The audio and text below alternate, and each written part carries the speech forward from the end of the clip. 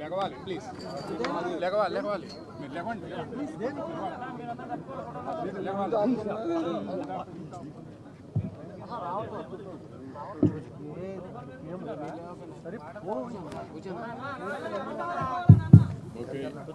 Please silence.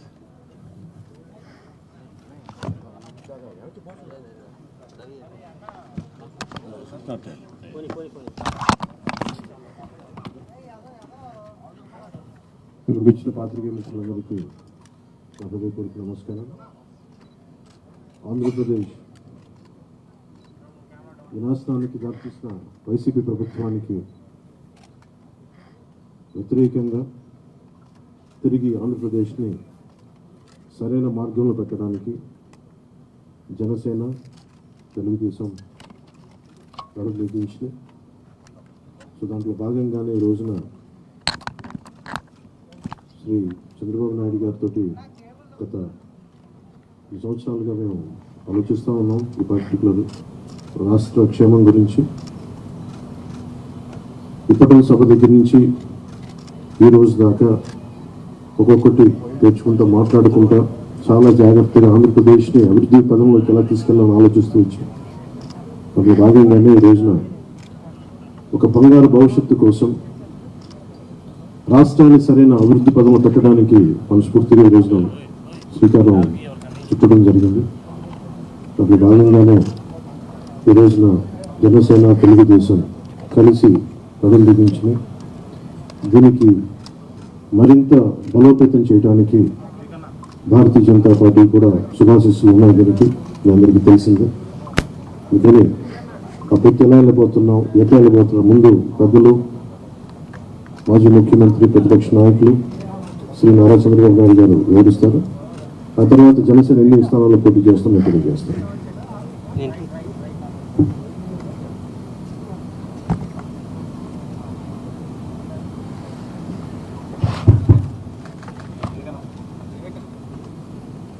గౌరవనీయులు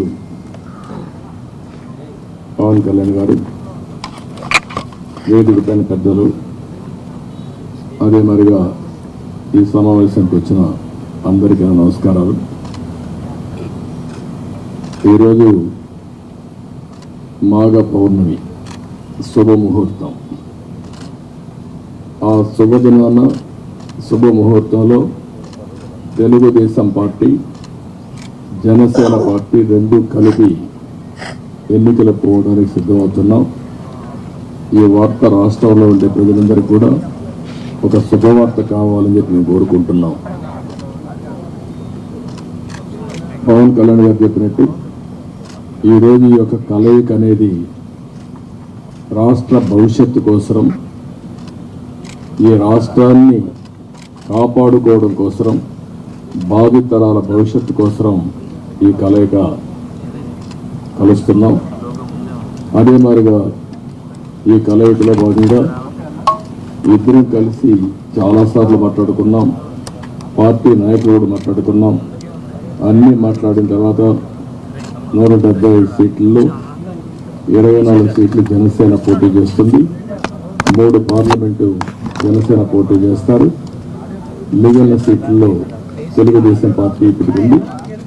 మళ్ళీ వారు చెప్పినట్టు బీజేపీ కలిసి వస్తే ఆ విషయాలు కూడా మాట్లాడుకొని మేము తగిన నిర్ణయాలు తగిన సమయంలో తీసుకుంటాం. ఈరోజు మనం మొట్టమొదటిసారిగా ఏవైతే నిర్ణయించుకున్నామో ఆ నిర్ణయం ప్రకారం తెలుగుదేశం పార్టీ అభ్యర్థులు ఎంపిక చేస్తాం. అదే మాదిరిగా జనసేన అభ్యర్థుల్ని పవన్ కళ్యాణ్ గారు ఎంపిక చేస్తారు. అన్ని ఏరియాల్లో ప్రతి ఒక్కరికి ఒకటే విజ్ఞప్తి చేస్తున్నాం. ముహూర్తం కాబట్టి ముందు మేము క్యాండిడేట్స్ని రిలీజ్ చేసిన తర్వాత మళ్ళీ మిగిలిన డీటెయిల్స్ అని మాట్లాడతాం. ఇది తెలుగుదేశం పార్టీ అభ్యర్థుల జాబితా మొదటి విడతగా ఒక 94 సీట్లు మీకు రిలీజ్ చేస్తున్నాను. ఇది మీకు పంపిస్తాను. మీ అందరూ డిస్ట్రిబ్యూట్ చేసిన తర్వాత నేను మాట్లాడతాను. ఇప్పుడు పవన్ కళ్యాణ్ గారు మాట్లాడతారు. జనసేన చాలా కీలకంగా 24 స్థానాల్లో పోటీ చేస్తుంది.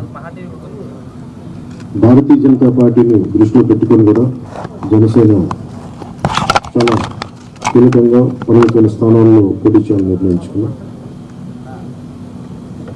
దాంట్లో ముందుగా సంఖ్యాపరంగా ఒక 5 మంది అభ్యర్థులను 24 నియోజకవర్గాలు 5 నియోజకవర్గాలు దానికి సంబంధిత అభ్యర్థుల్ని ప్రకటిస్తా ఉన్నాం. నెల్లిమర్ల శ్రీమతి లోకం మాధవి గారు, అనకాపల్లి శ్రీ కొనతాల రామకృష్ణ గారు, రాజానగరం దత్తుల బలరామకృష్ణ గారు, కాకినాడ రూరల్ పంతం నానాజీ గారు, తెనాలి శ్రీ నాగేంద్ర మనోహర్ గారు పోటీ చేస్తారు. మిగతా 19 నేను 2 రోజుల్లో మొత్తం అందరికీ తెలియజేసుకుంటాను. ఇప్పుడు నేను పేరు చేయాల్సిన అవసరం లేదనుకుంటాను. గవర్నమెంట్ చేస్తాను. ఓకే, మీరు మాకు నేను పని తగ్గించుకోవాలని మీరు పని పెడుతున్నారు. Ichchapuram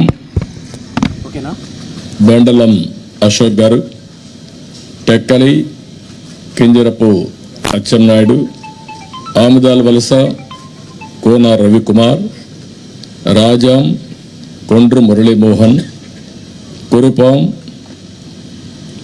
Toyaka Jagadeeswari, Parvathipuram Vijaya Bonela, Salur Gummadi Sandhyarani, Bobbili RSV KK Rangarao, Gajapathi Nagaram Kondapalli Srinivas, Vizianagaram Pusapati Aditi Vijayalakshmi Gajapathiraju, Visakhapatnam east Velagapudi Ramakrishnababu, Visakhapatnam west PGVR Naidu alias Gannababu, Araku valley Siriveri Donnudora, Payakaraopeta Vangalapudi Anitha, Narsipatnam Chintakayala Ayyannapatrudu, Tuni Yanamala Divya, Peddapuram Nimmakayala Chinarajappa, Anaparthi Nallamilli Ramakrishna Reddy, Mummidivaram డోట్ల Subbaraju,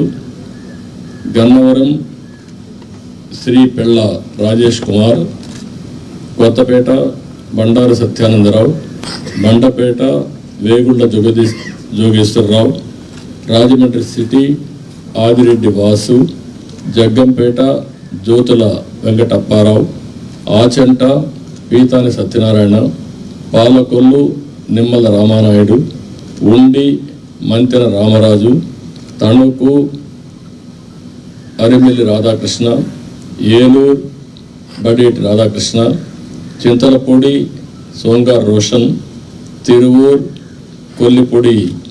Kolikapudi Srinivas, Nuzvid Kolusu పారసార్థి, Gannavaram యాడ్లగడ్డ Venkatrao, Gudivada వెనుగంట రాము, పెడన కాగిత వెంకట కృష్ణప్రసాద్, మచిలీపట్నం కొల్లు రవీంద్ర, పామర్రు వర్ల కుమార్ రాజా, విజయవాడ సెంట్రల్ బోండా ఉమా,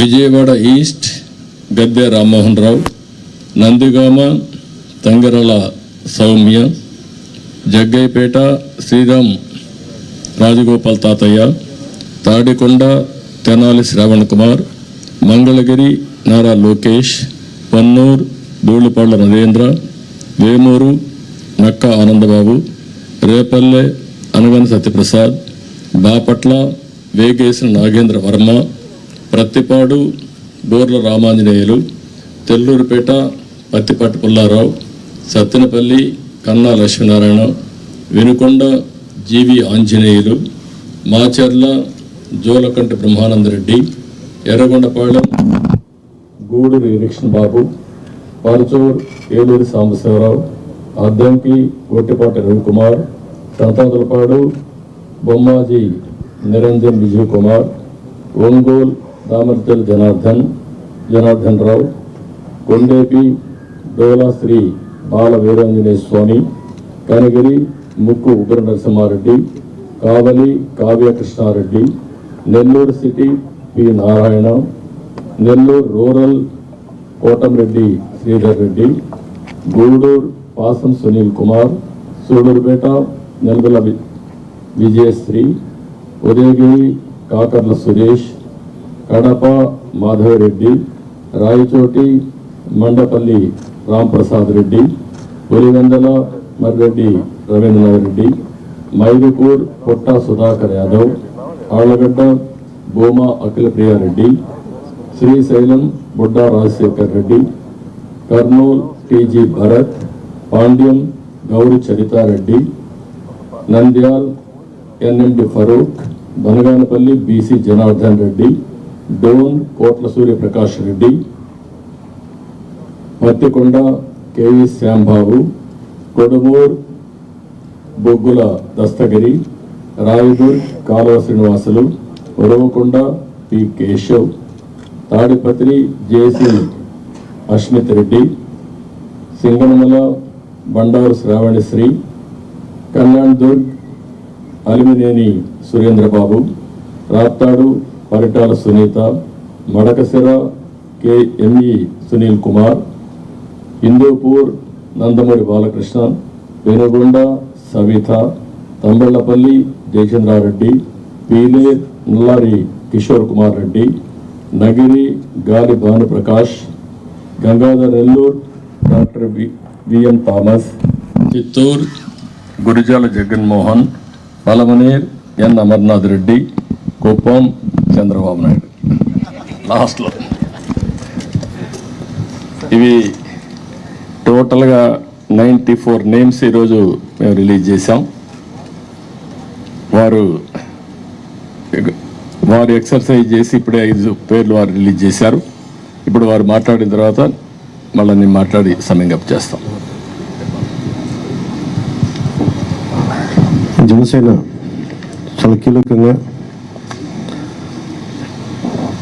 ఓట్లు చీలకుండా 98% స్ట్రైకింగ్ రేట్ ఉండేలాగా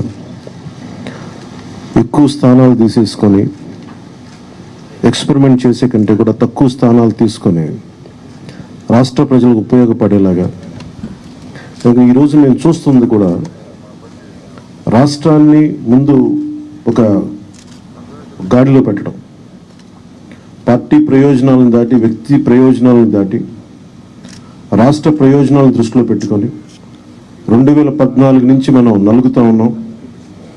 2019కి ఈ అరాచక పాలన వల్ల ఇంకా నలిగిపోతూ ఉన్నాం.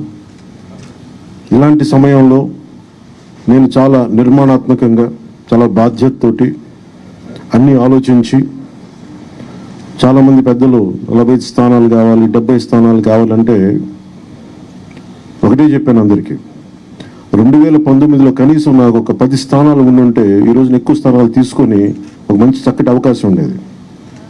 అది కోల్పోయాం కాబట్టి ఈసారి తక్కువ స్థానాలతోటి 98% స్ట్రైకింగ్ రేట్ ఉండాలి.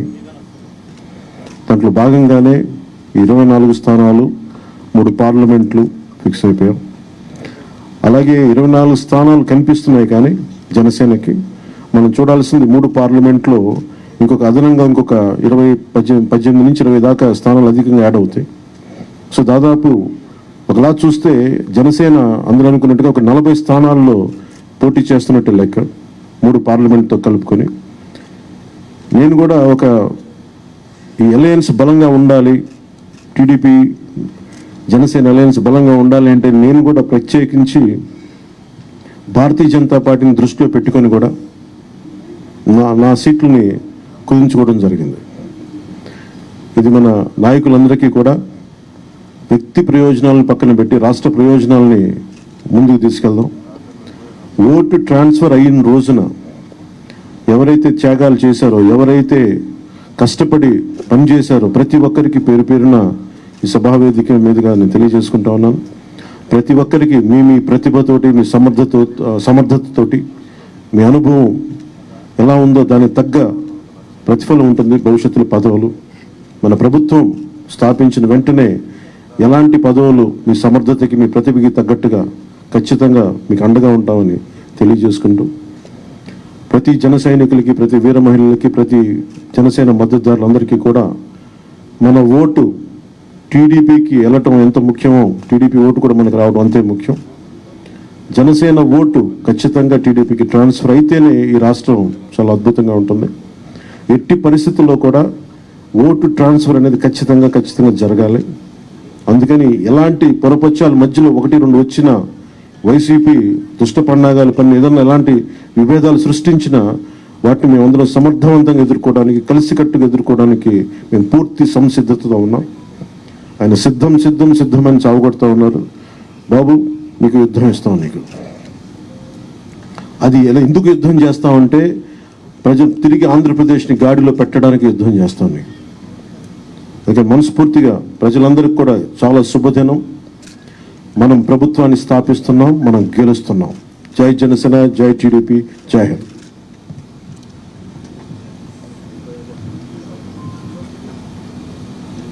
ఇప్పుడే జనసేన అధినేత పవన్ కళ్యాణ్ గారు చెప్పిన దాన్ని నేను పూర్తిగా సమర్థిస్తూ,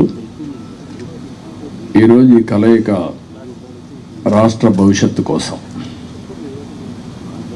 ఏ ఇద్దరు వ్యక్తుల కోసమో, ఏ 2 పార్టీల కోసం కాదు, 5 కోట్ల ప్రజా ప్రయోజనాలు ఆశించి ఈరోజు మనస్ఫూర్తిగా 2 పార్టీలు కలిసి పనిచేయాలని ఈ నిర్ణయం తీసుకున్నాం.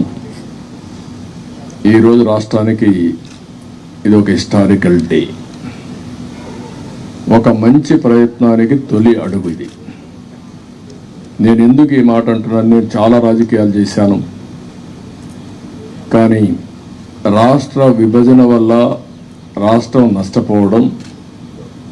నష్టపోయిన రాష్ట్రాన్ని మళ్ళీ ఘాట్లో వేయడానికి ప్రయత్నం చేసే సమయంలో 19లో మళ్ళా ఒక విఘాతం రావడం, ఆ విఘాతం వచ్చిన తర్వాత రాష్ట్రం విడిపోయినప్పటికంటే 19 తర్వాత జగన్మోహన్ రెడ్డి ముఖ్యమంత్రి అయిన తర్వాత ఈ రాష్ట్రాన్ని ఎన్ని విధాల ఇబ్బంది పెట్టాలో తిరిగి కోలుకోలేని స్థితికి తీసుకెళ్ళిపోయే పరిస్థితికి వచ్చాడు. ఇది ఒక వ్యక్తికి నష్టం కాదు, లేకపోతే పవన్ కళ్యాణ్ గారికి నాకే నష్టం కాదు, 5 కోట్ల ప్రజలకు జరిగిన నష్టం ఇది. బ్రాండ్ ఆఫ్ ఆంధ్రప్రదేశ్ పూర్తిగా డెమాలిష్ చేసిన సందర్భం ఇది. ఇంకొక పక్క ఎవరైనా సరే ప్రజాస్వామ్యంలో తప్పు, ఇది కరెక్ట్ కాదు, నాకు అన్యాయం జరిగిందని చెప్పుకోలేని పరిస్థితి. ఈ అవమానాలు ప్రజలు భరించారు, కార్యకర్తలు భరించారు, పత్రికా విలేకరులు భరించారు, మేము కూడా భరించాం. నా విషయం మీ అందరికీ తెలుసు, 5 కోట్ల మందికి. పవన్ కళ్యాణ్ గారు ఒక మంచి ఉద్దేశంతో వస్తే ఇప్పటం గ్రామంలో జరిగినటువంటి సంఘటన దగ్గర నుంచి విశాఖపట్నంలో రోడ్ షో కూడా చేయనీయకుండా చేసే పరిస్థితి, అడుగడుగున రాజకీయ నాయకుల్ని అడ్డుకొని అరెస్టులు చేసే పరిస్థితి వచ్చింది. అవన్నీ కూడా దృష్టిలో పెట్టుకున్న తర్వాత మేము ఒకటే ఆలోచించాం, మేమందరం కూడా రాగద్వేషాలకు అతీతంగా 2 పార్టీలు కలిసి మనస్ఫూర్తిగా సహకరించి ఈ రాష్ట్రాన్ని కాపాడే బాధ్యత మేము తీసుకోవాలనే ఉద్దేశంతోనే ఈ ఎక్సర్సైజ్కి ప్రారంభించాం. అయితే ఈరోజు ఒక అహంకారంతో ఇక్కడ మనం కూర్చున్నాం. దీని పక్కనే ప్రజావేదిక విధ్వంసంతో ప్రారంభమైంది. ఆ ప్రజావేదిక విధ్వంసం అయిన తర్వాత డెబ్రీస్ ఇంతవరకు కూడా తీయలేదు. ఒక అహంభావి ఎంత ఈ విధంగా ప్రవర్తిస్తాడనే దానికి ఇది ఒక ఉదాహరణ. అంటే అనునిత్యం నేను కానీ నా దగ్గరకు వచ్చిన పవన్ కళ్యాణ్ గారు కూడా చూస్తే గుర్తు రావాలి ఆ విధ్వంసం, ఆ విధంగా విధ్వంసం చేసే పరిస్థితికి వచ్చారు. ఇవన్నీ చూసిన తర్వాత రాష్ట్రాన్ని వైసీపీ బారి నుండి విముక్తి చేయడం కోసం, రాష్ట్ర ప్రజల భవిష్యత్తు కోసం మేము కలిసి పనిచేస్తాం. ఇంకొక పక్క అభ్యర్థుల్ని వారి అభ్యర్థుల్ని ఇప్పుడు ఎవరిని అనౌన్స్ చేస్తారో నాకు తెలియదు, మా అభ్యర్థుల్ని వారికి తెలియదు. కానీ వారు మంచి అభ్యర్థులను వారు ఎంపిక చేస్తున్నారు. మేము కూడా బెస్ట్ అభ్యర్థులను మేము కూడా ఎంపిక చేస్తున్నాం. ఈరోజు చూస్తే నా రాజకీయ జీవితంలో ఎప్పుడూ చేయనంత ఎక్సర్సైజ్ చేశాను నేను. ఆ విషయం ఇది నాకు 9వ ఎన్నికలు, 9వసారి ఎన్నికలు పెట్టినప్పుడు సమైక్య ఆంధ్రప్రదేశ్లో కూడా ఇంత ఎక్సర్సైజ్ నేను ఎప్పుడూ చేయలేదు. అంత ఎక్సర్సైజ్ చేశాను. 1,10,00,000 దగ్గర నుంచి అభిప్రాయ సేకరణ చేసుకున్నాను వివిధ సోర్సెస్ ద్వారా. నేను ఒక్క సోర్స్లో చేయలే, అనేక సోర్సెస్ పెట్టి ప్రజల్ని కార్యకర్తల్ని కాన్ఫిడెన్స్గా తీసుకున్నాను. నేను ఒక మహత్తరమైన కార్యక్రమానికి శ్రీకారం చుట్టినప్పుడు నాకు సరైన సమాచారం కూడా ఉంటే సరైన నిర్ణయాలు తీసుకుంటాం. నాకు సరైన సమాచారం లేకపోతే సరైన నిర్ణయాలు తీసుకోలేమనే ఉద్దేశంతో సమాచారం తీసుకొని అన్ని కోణాల్లో విశ్లేషించిన తర్వాతనే ఈ 94 మంది అభ్యర్థుల్ని ఈరోజు వడబోసి ఫైనలైజ్ చేశాం. ఇందులో కూడా మీరు చూస్తే ప్రజల మధ్య ఉండే వ్యక్తులు కానీ, ప్రజలు కోరుకునేవారు, ప్రజల ఆమోదయోగ్యం ఉండేవాళ్ళు, సమర్థవంతంగా ఎన్నికల్ని ఎదుర్కొని అవతల వాళ్ళతో పోటీపడే అభ్యర్థుల్ని ఎంపిక చేయడం జరిగింది. ఈరోజు ఈ 2 ఎక్సర్సైజుల్లో 118 పూర్తయినాయి. 94 మేము చేశాం, వారు 24లో 5 అనౌన్స్ చేశారు. మిగిలిన అభ్యర్థులను వారు కూడా ఎంపిక చేస్తారు. మొత్తం కలిసి 118 మంది అభ్యర్థులు మేము ఎంపిక చేసుకునే పరిస్థితికి వచ్చాం. ఈ అభ్యర్థుల ఎంపికలో తెలుగుదేశం పార్టీ అయితే యువతకు, మహిళలకి, బీసీలకు, అదే మరి యంగ్స్టర్స్కి ఎక్కువ ప్రాధాన్యత ఇచ్చడానికి ప్రయత్నం చేశాం. చదువుకున్న అభ్యర్థులకు కూడా ఎక్కువ ప్రాధాన్యత ఇస్తున్నాం. అదే మరిగా మీరు చూస్తే ఒక 23 మంది ఫస్ట్ టైమర్స్, ఈ 94లో 23 మంది ఫస్ట్ టైం ఎమ్మెల్యేలుగా శాసనసభకు వచ్చే విధంగా వాళ్ళు కూడా ఎంపిక చేసుకున్నాం. వీళ్ళలో 3 డాక్టర్లు ఉన్నారు, రిటైర్డ్ ఐఏఎస్ ఆఫీసర్లు ఉన్నారు, విద్యావంతులు ఉన్నారు, 28 మంది పోస్ట్ గ్రాడ్యుయేట్స్ ఉన్నారు, 51 మంది గ్రాడ్యుయేట్స్ ఉన్నారు. బాగా 2 అయితే పిహెచ్డి కూడా ఉన్నారు. అదే మరిగా వైసీపీ అభ్యర్థులను ఒక్కసారి మీరు పోల్చి చూస్తే కడాన రెడ్ శాండిల్వుడ్ స్మగ్లర్స్ కూడా పెట్టేశారు. రౌడీల్ని, గూండాల్ని కాకుండా రెడ్ శాండిల్వుడ్ వ్యాపారం చేసేవాళ్ళు పెట్టారంటే ఆ డబ్బులు ఇంకా ఆ రెడ్ శాండిల్ వ్యాపారం చేసే వాళ్ళు ట్రాన్స్ఫర్లు కూడా చేశారు అక్కడి నుంచి. ఎందుకంటే బ్రహ్మాండమైన ప్రొడక్షన్ ఉంది అక్కడ, నాయకుల ప్రొడక్షన్ కూడా, నాట్ ఓన్లీ రెడ్ శాండిల్వుడ్ ప్రొడక్షనే కాదు. అలాంటి వాళ్ళని, రౌడీల్ని డబ్బులతో ట్రాన్స్ఫర్లు కూడా చేసి రాష్ట్రం అంతా స్ప్రెడ్ చేసే పరిస్థితికి వచ్చారు. ఈ విషయం కూడా ప్రజలు కూడా గుర్తుపెట్టుకోవాల్సిన అవసరం ఉంది. ఈరోజు మేము చేసిన అభ్యర్థుల్ని, ప్రజలకు జవాబుదారీతనంగా ఉండే అభ్యర్థుల్ని అటు జనసేన ఇటు తెలుగుదేశం పార్టీ ఇద్దరు కూడా చేశాం. ఈరోజు ప్రజల్లో తీవ్రమైన వ్యతిరేకత ఉంది. ఎంత వ్యతిరేకత ఉందంటే భయం కూడా అంత ఉంది. ఈరోజు మీరున్నారు ప్రెస్, మీ మీద సిరీస్ ఆఫ్ దాడులు జరిగాయి. సిరీస్ ఆఫ్ దాడులు జరిగితే మీరు ప్రతిఘటించాలి అని నిస్సాహితిలో మీరున్నారు. ఏమనుకో అంటే మనోధైర్యాన్ని కూడా కోల్పోయే పరిస్థితిలో ఉన్నారు. ఒక వ్యక్తి స్వేచ్ఛగా వాళ్ళ అభిప్రాయాలు చెప్పే స్వేచ్ఛ ప్రతి ఒక్క వ్యక్తికి ఉంది. అదేవిధంగా పత్రికా విలేకరులకి బాధ్యత ఉంది. అతనికి స్వేచ్ఛ ఉంది, మీకు బాధ్యత ఉంది. 4 ఎస్టేట్స్ ఏదైతే ప్రజాస్వామ్యంలో 4 పిల్లర్స్ అనేటివి చాలా ముఖ్యం. ఒక పక్క చట్టసభలు, ఎంపిక చేసే అభ్యర్థులు, అక్కడి నుంచి గెలిచిన అభ్యర్థులు చట్టాలు చేయడం. రెండోది కార్యనిర్వాహక అధికారులు, ఐపీఎస్ ఆఫీసును ఆల్ ఇండియా లెవెల్లో తెచ్చిపెట్టడం. మూడోది పత్రికా విలేకరులు ఎక్కడికక్కడ స్వేచ్ఛగా ఎవరేం చేసినా నిర్మోహమాటంగా ప్రజలకు చెప్పడం. ఎక్కడ తప్పు జరిగితే తప్పు జరిగిందని కోర్టుకెళ్ళి మళ్ళా మన హక్కులు కాపాడుకోవడానికి న్యాయ వ్యవస్థ. ఈరోజు మన రాష్ట్రంలో చూస్తే ఈ 4 వ్యవస్థలు కూడా ఒక విధంగా చెప్పాలంటే నిర్వీర్యం చేసే పరిస్థితి, దుర్వినియోగం చేసే పరిస్థితి. ఇష్టానుసారంగా ఒక్క ఐఏఎస్ ఆఫీసర్ ఒక్క ఐపీఎస్ ఆఫీసర్ మాట్లాడలేని నిస్సహాయ పరిస్థితి నేను 45 ఏళ్ళు ఎప్పుడు చూడలా. ఇదే మీడియాలో నేను చూశాను. ఇది ఎంత పరాకాష్టం మీరు కూడా గుర్తుపెట్టుకోవాలి. ఇదే మీడియాలో ఒక్కసారి ఒక జీవో తీసుకొచ్చి నియంత్రణ చేస్తున్నానని రాజశేఖర్ రెడ్డి ఒక జీవో తీసుకురావడానికి ఫైల్ మూవ్ చేశాడు. అంతే, ఫైల్ మూవ్ చేస్తే నెక్స్ట్ డే మేము అసెంబ్లీలో పట్టుకున్నాం. నీ ఇష్ట ప్రకారం ఎట్ట చేస్తావు సమాధానం చెప్పమని. అతను భయపడిపోయి కాదు నేను చేయలేదు అన్నాడు. నేను నిర్దిష్టంగా హామీ ఇస్తున్నా, నేను చేయను అన్నాడు. కాదు ఆ ఫైల్ పెట్టమన్నాం. అక్కడి నుంచి నేను విత్డ్రా చేసుకున్నానంటే మళ్ళీ మీరు మాట్లాడతారేంటి అనే పరిస్థితికి వచ్చి తోకదాడించేసే పరిస్థితికి వచ్చాడు. ఈరోజు 2430 జీవో నెంబర్ తీసుకొచ్చి పత్రికా విలేకరుల పైన దాడులు చేయడమే కాకుండా మీ మీద కేసులు పెట్టి మిమ్మల్ని లోపలేసే పరిస్థితికి వచ్చారు. ఇది భారతదేశ చరిత్రలో ఎక్కడా జరిగిందని నేను అనుకోను. ఈరోజు ప్రజాధనంతో ప్రజల మీద కక్ష తీర్చుకోవడానికి న్యాయ వ్యవస్థను దుర్వినియోగం చేసే పరిస్థితికి వచ్చారు. ఒక్కొక్క అడ్వకేట్కి ఇంటి కోట్ల రూపాయలు, కామన్ మ్యాన్ కోట్ల రూపాయలు పెట్టుకుని అడ్వకేట్ని పెట్టుకునే పరిస్థితిలో ఉన్నాడా ఈ రాష్ట్రంలో? కనీసం అడ్వకేట్ అంటే తెలుసా? ఇలాంటివన్నీ జరిగే పరిస్థితి వచ్చింది. అందుకని ఈరోజు ఇవన్నీ కూడా చూసిన తర్వాత నేను ఒకటే ప్రజలందరికీ అప్పీల్ చేస్తున్నా, అహంకారంతో ఎగువతో ఈ అభ్యర్థుల్ని ఇష్టానుసారంగా అతను ఇచ్చేసినప్పుడు మీరు కూడా ఇది అత్యంత కీలకమైన ఎన్నికలు. మళ్ళీ చెప్తున్నాం, ఇక్కడ మాకు ఏమాత్రం కూడా రాగద్వేషాలకు అతీతంగా అభ్యర్థుల ఎంపిక మెరిట్ ప్రకారం మేము ఆలోచిస్తున్నాం. అందరికీ సీట్లు రాకపోవచ్చు. ఎందుకని నేను మాట కూడా వాడుతున్నానంటే, తెలుగుదేశం పార్టీ పోటీ చేసేది ఇక్కడ జనసేన అభ్యర్థులు సహకరించాలి.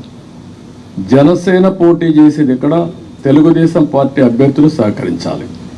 ఇద్దరూ కలిసి ఒక అవగాహనతో పనిచేస్తే ప్రజల్లో కూడా ఒక నమ్మకం ఏర్పడుతుంది, ఓటు బ్యాంక్ పెరుగుతుంది. ఎవరైతే ప్రజలు సహకరించాలని ఆలోచన ఉంటారో వాళ్ళకు ఉత్సాహం వస్తుంది. దానివల్ల గెలుపు ఈజీ అవుతుంది.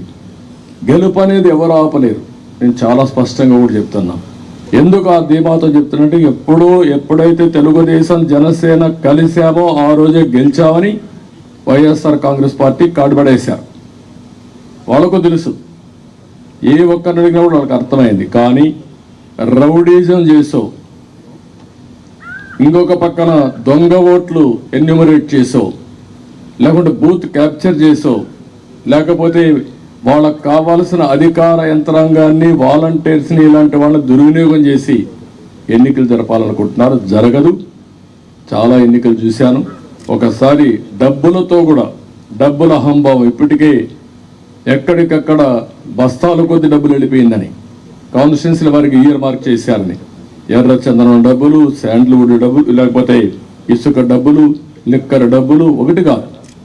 ఇలాంటివన్నీ అవినీతి డబ్బుల్ని పంపించి మళ్ళా ఓట్లు కొనే ప్రయత్నాలు కూడా చేస్తున్నారు. ఇవన్నీ కూడా సమర్థవంతంగా ఎదుర్కొంటాం. ఈరోజు ఒకటే చెప్తున్నా, ఇది ప్రజాస్వామ్యం అంటే ఒక వ్యక్తికి అధికారం కాదు, ఇష్టారాజ్యం కాదు. ప్రజలు వారి జీవితాలు, వారి భవిష్యత్తుని పరిరక్షించేది ప్రజాస్వామ్యం.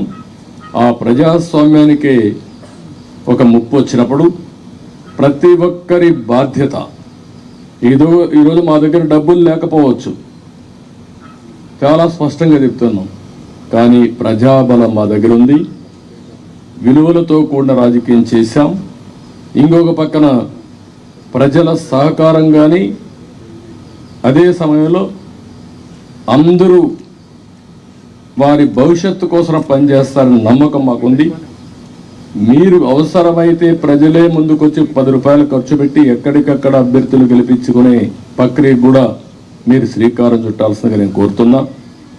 ఒక పక్క 5 కోట్ల ప్రజలు, ఒక పక్క ఒక అహంభావంతో, ధనబలంతో, పెత్తందారి విధానాలతో, రౌడీజంతో వస్తున్నటువంటి పార్టీ ఇంకొక పక్క. అందుకే ప్రజలందరూ కోరుతున్నా, మీరు ఆలోచించాల్సిన అవసరం ఉంది. మా బాధ్యత మేము చేస్తాం, మీ బాధ్యత మీరు చేయండి, సహకరించమని మరొకసారి అందరిని కోరుకుంటూ సహకరిస్తారని చెప్పి ఆశిస్తూ జై హింద్, జై తెలుగుదేశం, జై జనసేన.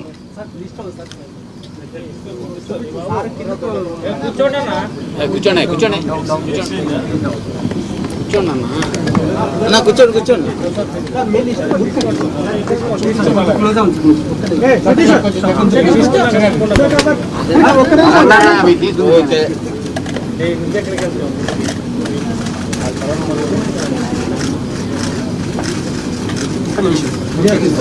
వీడియో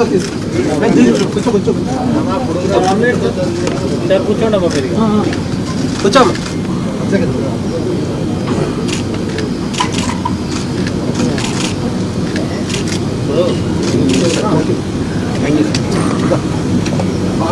ఎక్కడి నుంచి పోటీ చేస్తారో చెప్పలేదు మీరు.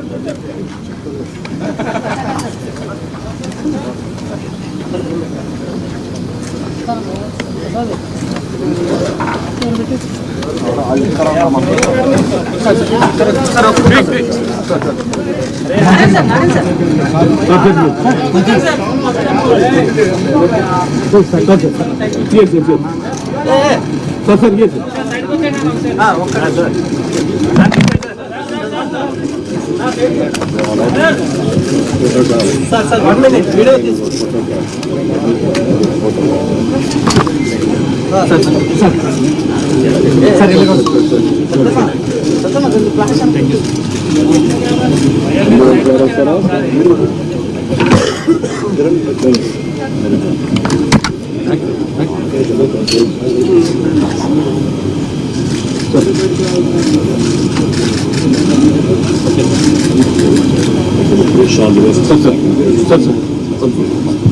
One more photo.